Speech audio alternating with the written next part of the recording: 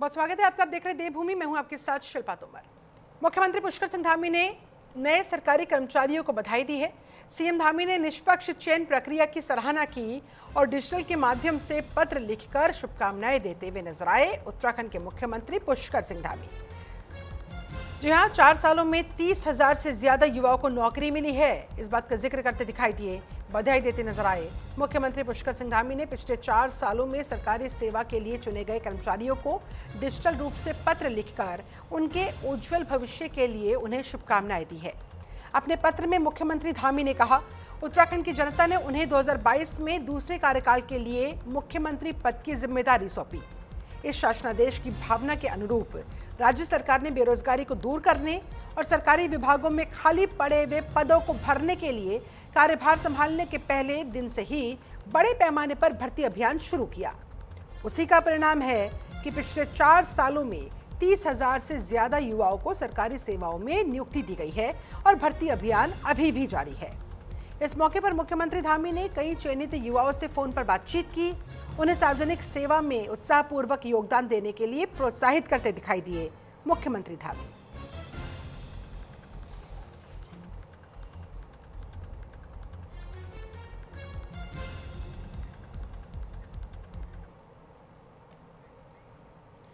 नितिन नवीन का उत्तराखंड दौरा प्रस्तावित, राष्ट्रीय अध्यक्ष के स्वागत की यहां पर तैयारियां तेज होती हुई।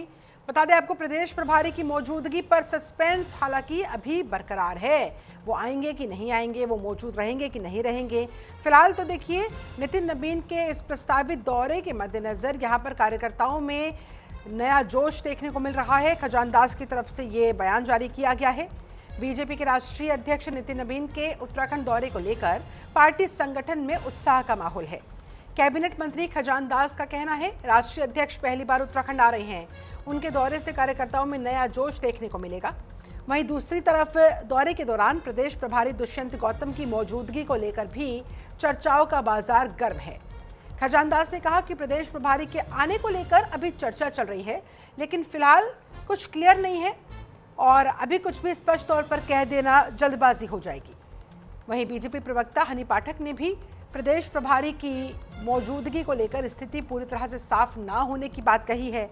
ऐसे में सवाल खड़ा होता हुआ कि राष्ट्रीय अध्यक्ष के बड़े दौरे में क्या प्रदेश प्रभारी शामिल होंगे या फिर दूरी बना लेंगे, और इसको लेकर भी जाहिर तौर पर फिर एक बार फिर विपक्ष को सवाल खड़े करने का मौका जरूर मिल जाएगा।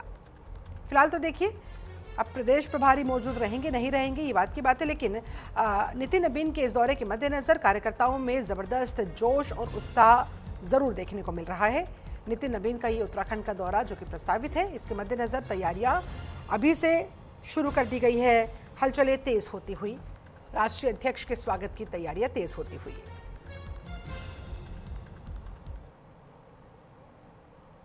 देखिए, राष्ट्रीय अध्यक्ष जी उत्तराखंड के दौरे पे आ रहे हैं और पहली बार अध्यक्ष जी आ रहे हैं। कार्यकर्ताओं में एक उत्साह का वातावरण है, उनका अभिनंदन करेंगे। और विशेषकर जिस तरह से अभी 3 राज्यों का चुनाव जीत करके आए हैं और बहुत बड़ी जीत के साथ यहाँ पर आ रहे हैं, ये उत्तराखंड के कार्यकर्ताओं के लिए एक संदेश भी है। और विशेषकर अध्यक्ष जी के आने पर कार्यकर्ताओं में एक उत्साह भरेगा। और दूसरी बात मैं कहना चाहूँगा कि हमारी अलग अलग स्तर की बैठक होगी, बूथ स्तर की भी बैठक होगी, मंडल स्तर की बैठक होगी और जिला स्तर की बैठक होगी, और साथ साथ विधायकों के साथ, माननीय मंत्रीगणों के साथ भी बैठक होगी और माननीय मंत्रीगण भी अपना रिपोर्ट कार्ड प्रस्तुत करेंगे। देखिए, अभी बात चल रही है, उस पर देखा जाएगा, लेकिन निश्चित तौर पर जब हमारे भारतीय जनता पार्टी के राष्ट्रीय अध्यक्ष यहाँ आ रहे हैं तो निश्चित तौर पर प्रभारी जी का भी आगमन हो सकता है। हरिवंश वशिष्ठ हमारे साथ देहरादून से हमारे संवाददाता ज्यादा जानकारी के साथ इस समय लाइव कनेक्टेड है। हरिवंश, नितिन नवीन के इस दौरे को लेकर किस तरह की वहां पर हलचलें, कैसी तैयारियां वहां पर इस समय देखने को मिल रही है, और प्रदेश प्रभारी की उपस्थिति अनुपस्थिति को लेकर तमाम तरह के जो सवाल खड़े हो रहे हैं, क्या अटकलें लगाई जा रही है, क्या वजह हो सकती है? जी बिल्कुल, देखिए राष्ट्रीय अध्यक्ष नितिन नवीन जब से बने उसके बाद पहली बार उत्तराखंड दौरा इनका रहेगा। 29 और 30 मई का 2 दिवसीय उत्तराखंड दौरा रहने वाला है और ऐसे में जो राजनीतिक स्थिति है, कैसी स्थितियां हैं, परिस्थितियां हैं, उनको देखा जाएगा। जितने मंत्री हैं, विधायक रिपोर्ट कार्ड्स अपने तैयार करेंगे क्योंकि मात्र 1 साल रह गया विधानसभा उत्तराखंड विधानसभा चुनाव में। ऐसे में सभी लोगों से, चाहे पूर्व मुख्यमंत्री की बात करी जाए, जितने सांसद हैं, विधायक हैं, तमाम जितने कार्यकर्ता हैं, उनके साथ बैठकें ली जाएंगी और ये भी बताया जा रहा है कि बंगाल मॉडल को इस बार उत्तराखंड विधानसभा चुनाव में उतारा जाएगा क्योंकि जिस तरह से बंगाल में जीत दर्ज कराई है भारतीय जनता पार्टी ने, तो कहीं ना कहीं उत्तराखंड में भी इस चीज पर विशेष फोकस रहेगा। जहां पर कमजोर सीटें हैं भारतीय जनता पार्टी की, जहां जिन सीटों पर आज तक कभी भारतीय जनता पार्टी विजय प्राप्त नहीं कर पाई, तो कहीं ना कहीं इस बार एक बड़ा चैलेंज रहने वाला है और साफ तौर से बूथ स्तरीय कार्यकारिणी बनाने की बात करिए, बूथ पर ज्यादा फोकस रहेगा। ऐसे में इस पर जो कई सवाल भी खड़े हो रहे हैं, कई जो एक चर्चा बनी हुई है ऐसे में कि उत्तराखंड के जो प्रभारी हैं दुष्यंत गौतम, वो इस बैठक में मौजूद रहेंगे कि नहीं, क्योंकि पिछले कुछ दिनों में उनका नाम काफी चर्चा में रहा। कई सारे मुद्दों में उनका नाम हाईलाइटेड रहा। ऐसे में देखने वाली बात ये होती है कि जो उत्तराखंड के प्रभारी हैं दुष्यंत गौतम, क्योंकि उनका भी अहम रोल होता है, प्रभारी का काफी अहम रोल होता है। इस बार देखने वाली बात ये होती है कि तमाम कांग्रेस भी लगातार वार कर रही है कि इस बार देखने को मिलता है कि नहीं, क्योंकि पहले जिस तरह से बैनर और पोस्टर्स में से उनका लेकिन नाम हटा दिया बीजेपी गया, भली भांति उसके इस बाद बात को समझती है हरिवंश की कांग्रेस को बैठे बिठाए मौका मिल जाएगा और बीजेपी नहीं चाहेगी। और बीजेपी तो वैसे भी इस चीज के लिए ही तो जानी जाती है कि अंदर खाने बीजेपी में कितना भी कलह क्यों ना हो, कुछ भी अंदर खाने नेताओं के मन में क्या ना चल रहा हो, लेकिन अल्टीमेटली ऊपर से सब कुछ ऑल इज वेल ही दिखाया जाता है। बिल्कुल, देखिए खजानदार से आज हमने बातचीत करी, उन्होंने साफ तौर से कहा कि दुष्यंत गौतम एक इंपॉर्टेंट रोल प्ले करते हैं और साफ तौर से कांग्रेस के जितने भी आरोप हैं उन्होंने सबको खारिज करते हुए उन्होंने साफ तौर से बताया कि ये अहम बैठक रहने वाली है। राष्ट्रीय अध्यक्ष उत्तराखंड में पहुंच रहे हैं तो अपने आप में बड़ी बात है और साफ तौर से सभी से रिपोर्ट कार्ड लिए जाएंगे। ऐसे में अगर प्रभारी दुष्यंत गौतम नहीं होते हैं तो कहीं ना कहीं विपक्ष को मौका मिल जाएगा हमलावर होने का, और लगातार जिस तरह से हमलावर होती हुई नजर आ रही है, तो कहीं ना कहीं दुष्यंत गौतम बिल्कुल बैठक में रहने वाले हैं। उन्होंने साफ तौर से बताया कि जितनी भी पहले समीक्षाएं बैठक हुई है, जितनी भी बैठकें हुई हैं, दुष्यंत गौतम पहले ही वहां पर मौजूद रहे हैं। हालांकि एक दो बैठकों में अगर वो नहीं रहे तो उनकी निजी काम की वजह से वो वहां पर मौजूद नहीं रह पाए, लेकिन देखने वाली बात यह है क्योंकि जब टीम वर्क के साथ बीजेपी काम करेगी तभी बंगाल मॉडल को यहाँ पर इंप्लीमेंट किया जा सकेगा और इसी तरह से सफलता भी हासिल की जा सकेगी। बहुत बहुत शुक्रिया आपका हरिवंश, नजर बनाए रखिएगा। फिलहाल आपका बहुत धन्यवाद इस पूरी अपडेट को हम तक पहुंचाने के लिए। बढ़ेंगे आगे। उत्तराखंड में बीजेपी पंडित दीनदयाल उपाध्याय प्रशिक्षण महाअभियान के तहत हर एक स्तर तक ट्रेनिंग कैंप के जरिए कार्यकर्ताओं को आगामी चुनौतियों के लिए तैयार कर रही है। प्रदेश महामंत्री दीप्ति रावत भारद्वाज ने ट्रेनिंग कैंप की जानकारी देते हुए बताया कि प्रदेश में बीजेपी के सभी मंडलों में ट्रेनिंग कैंप संपन्न करवा लिए गए। हमने पहले भी चारधाम वाले जितने जिले थे उनमें स्पेशल ट्रेनिंग की थी। वहीं उन्होंने कहा कि ट्रेनिंग का उद्देश्य कार्यकर्ताओं को पार्टी की विचारधारा, पार्टी की मेथोडोलॉजी और केंद्र और राज्य सरकार की उपलब्धियों से अवगत करवाना है, उनसे कनेक्ट करवाना है।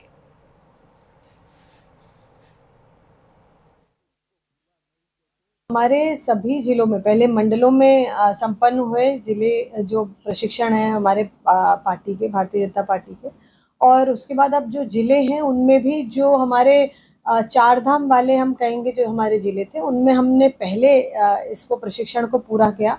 और अब जो बाकी जो हमारे जिले हैं, जैसे संगठनात्मक तौर पे अगर हम देखें तो 19 जिले भारतीय जनता पार्टी के उत्तराखंड में हैं।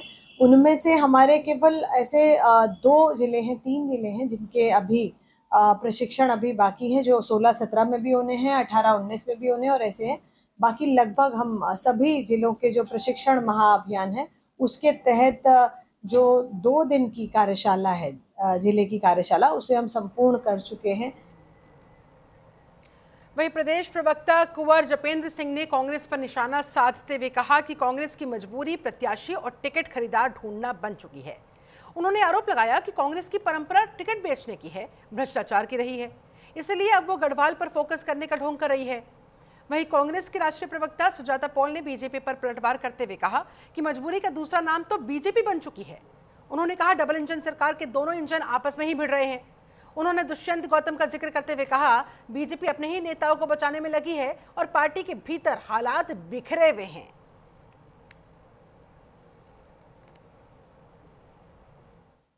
कांग्रेस की मजबूरी है, कांग्रेस प्रभारी की मजबूरी है। प्रकरण काफी सामने आए, टिकट के खरीदार ढूंढे जा रहे हैं, प्रत्याशी ढूंढे जा रहे हैं, तो हमें तो नहीं लगता कि कुमाऊं में कांग्रेस की टिकट के खरीदार उपलब्ध हैं कांग्रेस के पास। तो वो गढ़वाल पर अधिक फोकस कर रहे हैं क्योंकि उनकी परंपरा रही है टिकटार्थी ढूंढना, फिर टिकट बेचने की परंपरा, उसके बाद भ्रष्टाचार की परंपरा। तो कांग्रेस अपनी परंपराओं का निर्वाह करते हुए गढ़वाल पे फोकस करने का जो ढोंग रच रही है, तो हमें नहीं लगता कि इस बार कांग्रेस को गढ़वाल में कांग्रेस की टिकटों के खरीदार मिलेंगे।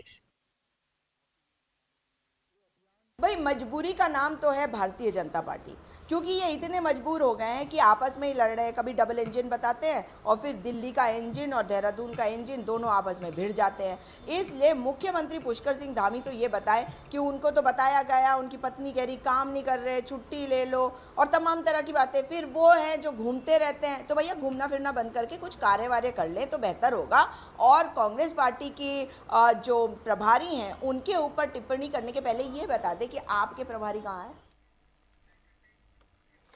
उधम सिंह नगर के जसपुर में प्रदेश कांग्रेस कमेटी के आह्वान पर जसपुर विधायक आदेश चौहान अपने सैकड़ों कार्यकर्ताओं के साथ सड़कों पर बैलगाड़ी लेकर उतरे और केंद्र सरकार की ओर से पेट्रोल डीजल की बढ़ती कीमतों के विरोध में सरकार का पुतला दहन किया।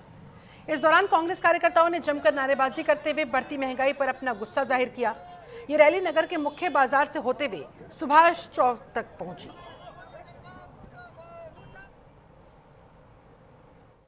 के चुनाव होने के बाद भारतीय जनता पार्टी सरकार ने पेट्रोल डीजल के दाम बढ़ा दिए, कॉमर्शियल सिलेंडर के दाम बढ़ा दिए, तो मजबूरन कांग्रेस पार्टी को सड़कों पर आना पड़ा। और हम बैलगाड़ी के माध्यम से ये संदेश देना चाहते हैं कि आप अगर ये दाम ऐसे आसमान छूते रहे तो जो 50 साल पहले यात्राएं या माल वाहक का काम बैलगाड़ी करती थी कि कहीं वो दिन ना आ जाए। तो इस सरकार को चेताना चाहते हैं कि भाई इनके दाम कम करो, क्योंकि इनके दाम बढ़ने से हर चीज़ का दाम बढ़ता है।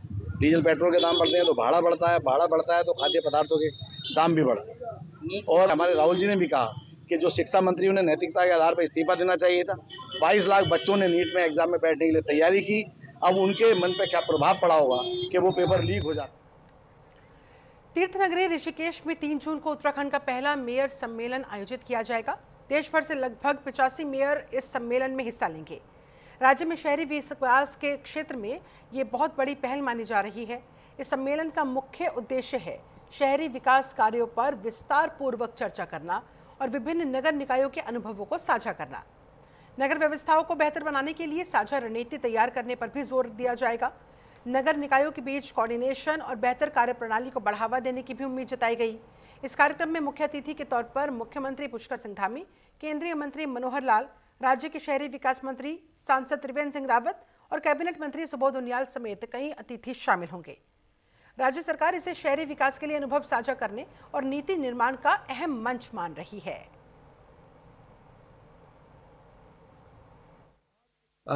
3 जून को होटल नटराज में ये तैयारी कर रहे हैं हम लोग, और वहाँ पे जो है करीबन 80 ऑल इंडिया से मेयर आएंगे। और यहाँ पे जो है हमारे मुख्य अतिथि के रूप में माननीय पुष्कर सिंह धामी जी रहेंगे, और भी जो यहाँ के हमारे शहरी विकास मंत्री है, वन मंत्री है, और यहाँ हमारे त्रिवेंद्र रावत जी सांसद है। ये सभी लोग इस कार्यक्रम में रहेंगे, उनके सहयोग रहेगा। और इस कार्यक्रम में जो है माननीय पुष्कर सिंह धामी जी रहेंगे। और इस 2 दिवसीय कार्यक्रम है। ये 2 दिवसीय कार्यक्रम में ये अतिथियों के आने के बाद दीप प्रज्वलित करके और इस कार्यक्रम को शुभ शुरुआत होगा। और इसमें जो है हमारे माननीय पुष्कर सिंह धामी जी का मार्गदर्शन मिलेगा हम सबको। वहीं चंपावत जिले के लोहाघाट विधानसभा के डेंसली क्षेत्र में पिटकुल की ओर से लगभग 100 करोड़ रुपए की लागत से बनाए गए नवनिर्मित केवीए विद्युत सब स्टेशन का लोहाघाट के पूर्व बीजेपी विधायक पूरन सिंह फर्त्याल ने निरीक्षण किया। अधिकारियों से विद्युत सब स्टेशन के काम शुरू होने की जानकारी ली। इस दौरान संबंधित अधिकारियों ने बताया कि विद्युत सब स्टेशन का काम लगभग पूरा हो चुका है। पूर्व विधायक ने कहा कि उन्होंने हमेशा जनता की समस्याओं के समाधान की राजनीति की है, आगे भी करते रहेंगे।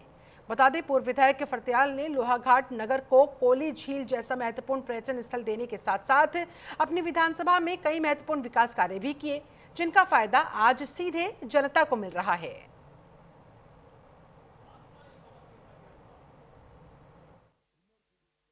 132 केवी का GIS जो है ये सब स्टेशन मेरे द्वारा ये स्वीकृति कराया गया था। 2015 में इसकी हमने शुरुआत की थी और विधानसभा में कई बार उठाने के बाद इसको स्वीकृति मिली थी।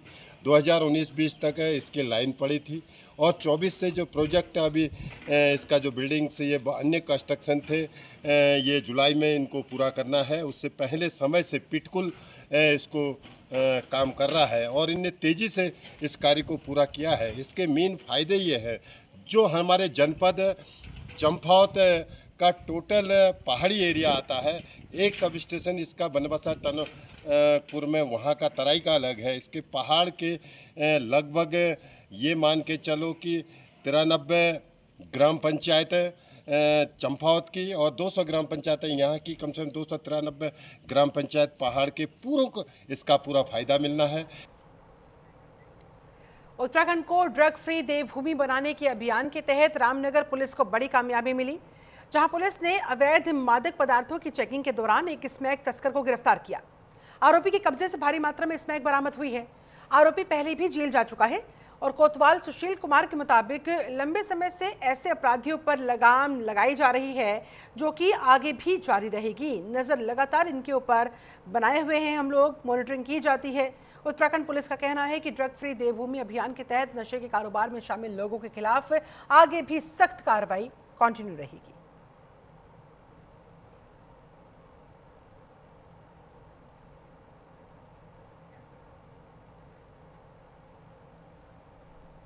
मुख्यमंत्री पुष्कर सिंह धामी के निर्देश के बाद उत्तराखंड में मानसून से पहले सड़कों को गड्ढा मुक्त बनाने का अभियान भी तेज कर दिया गया।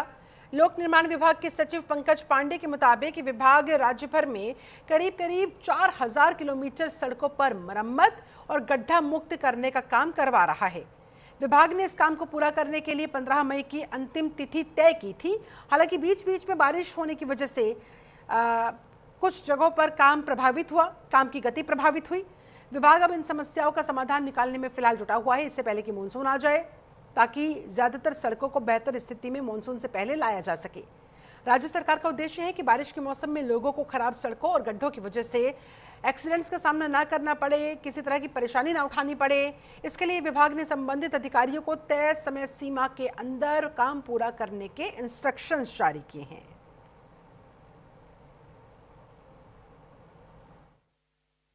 हम लोगों ने जो बारिश से पहले हम लोग गड्ढा मुक्त करते हैं अपनी सारी सड़कें, उसमें 4000 किलोमीटर करीब जिस पे काम चल रहा है। 15 तारीख लास्ट डेट है उसकी कंप्लीट करने की, जो हम लोगों ने टारगेट रखा था। बीच बीच में बारिश हो जाने की वजह से और बिटुमिन की वजह से थोड़ा वो डिले चल रहा है, लेकिन फिर भी क्योंकि उसके टेंडर हमने बाद में किए थे जब रेट ऑलरेडी थोड़े से ज्यादा हो गए थे, तो उस पर इतना इशू नहीं आएगा, उस पर काम चल रहा है। बट जो टेंडर मार्च से पहले के निश्चित रूप से उसमें इशूज आ रहे हैं, तो उसको हम लोग उसका रास्ता हम लोग निकाल रहे हैं, कैसे उसको हम रिजॉल्व करेंगे। और आइए अब आपको सीधा